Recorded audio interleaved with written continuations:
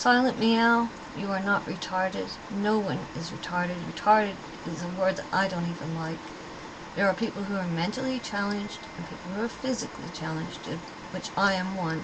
I have to wear an alarm like you because I don't always feel my legs and I fall over, and there's risk of me hurting myself, and there's other problems associated with my illness. That's what the alarm's on there for.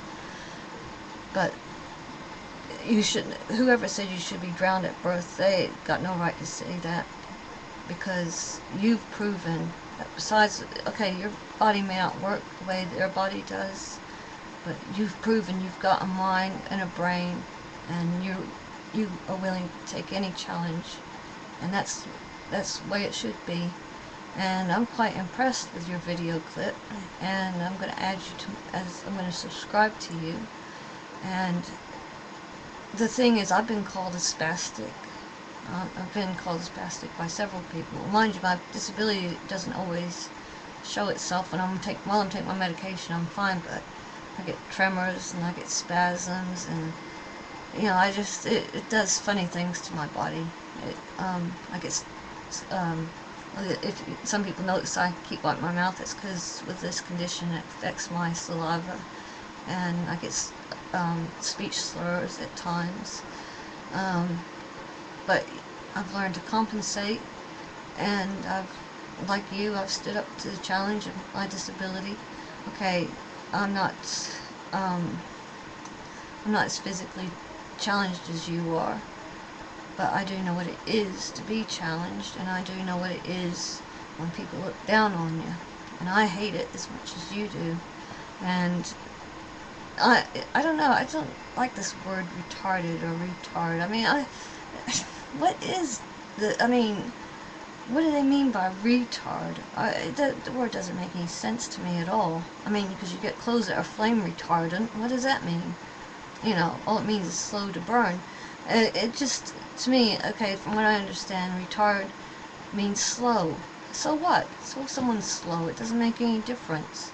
I'd much rather be slow and careful than run and race. And I mean, I know a woman who was paralyzed who was able-bodied and got paralyzed because she was on drugs and that, and she ended up in a wheelchair. So for people to make these comments, these unkind remarks about people like us who are physically challenged and mentally challenged, or whatever the condition is, they need to reassess their lives and their values, because one day it could be them. Matter of fact, what way I look at it is someone's looking their nose down at me, and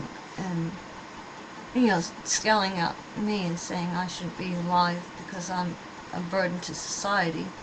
That very same person either is going to end up facing their own disability when they become elderly and become a pensioner, or they're going to probably have an accident or something where they're going to end up disabled, and they're going to regret and hate those words. But the ironic thing with me is, before I became disabled, I used to go to work and I used to volunteer helping disabled, physically challenged. I prefer that better. But matter of fact, one of the women I used to assist, she had no eyes. She lost both her eyes, bless her. And she used to like bingo, and I used to have to be her eyes, and I quite enjoyed it. And she's the one that made me promise never to cut my hair. It was just on plaits on top of my head. But the thing is, my intention in life was to actually do work and care for people who are physically and mentally challenged and see to their needs. And it never occurred to me that I was going to be the one in need of help. So what I'm saying to those of you out there who are so quick to look down on people like Silent Meow and that, at least I never had the wrong attitude towards people with disability. But look, I'm disabled, and it could very well be you. And some people can end up like Silent Meow through a severe car accident. It has happened. But I think Silent Meow is very brilliant individual, and I really like them, and I like what they have to say, and I think a lot of people could learn from Silent Meow, because that that just really amazes me, that when people have the courage to stand up and speak out against the way that they're being treated. And it just, I just wish people would just think before they speak. And the one that called Silent Meow Mom, just remember, it could be you one of these days. Matter of fact, I wouldn't be surprised if it wouldn't, if in the next few years it doesn't happen to be the case. I mean, my disability is a result of exposure to neurotoxins, but the thing is, when I was growing up, I had good health, and I was physically active. I used to walk, and now I'm having to take life a little bit different. And the thing is, I never looked down on anyone that was disabled, and I get really annoyed when I see people who do, and it just, I think, that it could end up being them. I mean, I'm a perfect example of someone who is perfectly fit, who is now regarded as disabled or physically challenged.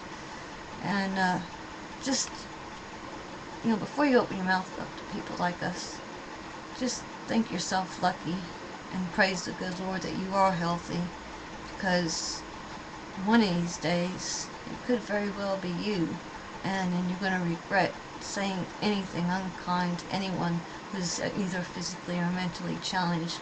And shame on anybody who thinks that they are better than those of us who are physically and mentally challenged, because your life may be all fun and games and going well for you now, but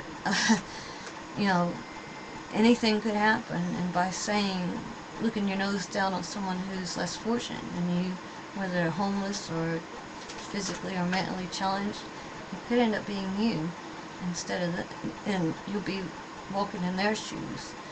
As a matter of fact, why don't you try walking in someone else's shoes before you look your nose down at them?